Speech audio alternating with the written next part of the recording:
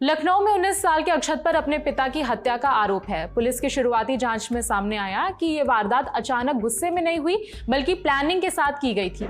जांच के मुताबिक अक्षत ने घटना से एक दिन पहले ही ऑनलाइन डिलीवरी प्लेटफॉर्म ब्लिंकिट से 2 चाकू मंगवाए थे। इतना ही नहीं, हत्या के बाद सबूत मिटाने की तैयारी भी पहले से ही कर ली गई थी। पुलिस के अनुसार वारदात में इस्तेमाल किया गया ड्रम और आरी वो खुद ही बाजार से खरीद कर लाया था। आज तक से जुड़े समर्थ श्रीवास्तव की रिपोर्ट के मुताबिक अक्षत ने पुलिस को पूछताछ में बताया कि गोली मारने से कंबल, चादर और तकिए पर खून लग गया था। मांस के लोथड़े चिपक गए थे। वो सभी बोरी में भरकर सरदौना में नहर किनारे ले गया था। वहां उसने सब कुछ जला दिया। आरोपी की बताई हुई लोकेशन पर पुलिस ने अधजले कपड़े और राख भी बरामद कर ली है।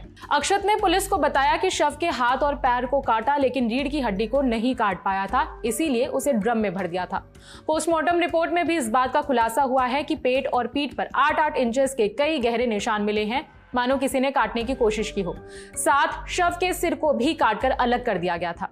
इस केस में मानवेंद्र की बेटी यानी अक्षत की बहन की भूमिका पर भी सवाल उठ रहे हैं। वो इसलिए क्योंकि हत्या और शव के टुकड़े करने का सिलसिला उसके सामने हुआ था, लेकिन फिर भी वो चुप रही। स्कूल गई, पेपर दिया, लोगों से मिली, लेकिन किसी से भी उसने ये बात शेयर नहीं की कि उसके पिता की हत्या उसके भाई ने की है। यहाँ तक कि शुरुआती जांच में उसने पुलिस को भी हत्या के बारे में नहीं बताया था। उसका कहना है कि अक्षत के डर की वजह से उसने हत्या वाली बात को छुपाया था। रिपोर्ट के मुताबिक अक्षत का प्लान था कि दोनों भाई बहन पिता को ढूंढने का नाटक करेंगे और सबके साथ नॉर्मल बिहेव करेंगे ताकि किसी को शक नहीं हो। रिपोर्ट में बताया गया कि हत्या के बाद अक्षत ने अपनी चाची से नॉनवेज बनवाया और दोनों भाई बहन ने शव के पास बैठकर आराम से खाना खाया था। आज तक से जुड़े आशीष श्रीवास्तव की रिपोर्ट में एक व्हाट्सएप ग्रुप का भी जिक्र किया गया है। हत्या के बाद अक्षत ने पापा लौटाओ नाम से एक व्हाट्सएप ग्रुप बनाया था और उसमें मानवेंद्र के दोस्तों को ऐड किया था। किसी को उस पर शक नहीं हो इसलिए पिता के वापस आने के इमोशनल मैसेजेस डालता था। जानकारी के लिए बता दें कि 20 फरवरी को पिता की हत्या के बाद अक्षत ने उनकी मिसिंग रिपोर्ट दर्ज कराई थी। हालांकि पुलिस जांच में वो बार बार अपने स्टेटमेंट्स बदल रहा था। जब पुलिस ने सख्ती से सवाल किए तो उसने खुद ही हत्या की बात कबूल कर ली थी।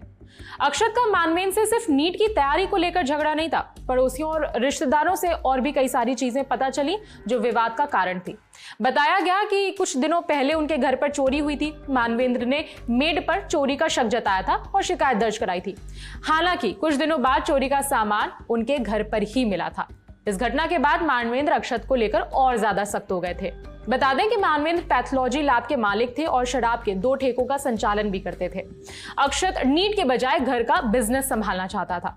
रिश्तेदारों से पता चला कि एक बार अक्षत घर से भाग भी चुका था। घर पर मानवेंद्र की दूसरी शादी की बातें चल रही थी। इस बात से भी अक्षत को ऐतराज था। ऐसी कई सारी बातें थी जो दोनों के बीच झगड़े का कारण थी।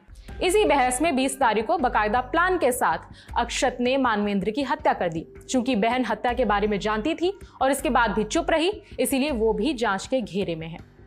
इस खबर में फिलहाल इतना ही। बाकी अपडेट्स हम आप तक पहुंचाते रहेंगे। मेरा नाम है विभावरी। देखते रहिए दी ललन टॉप।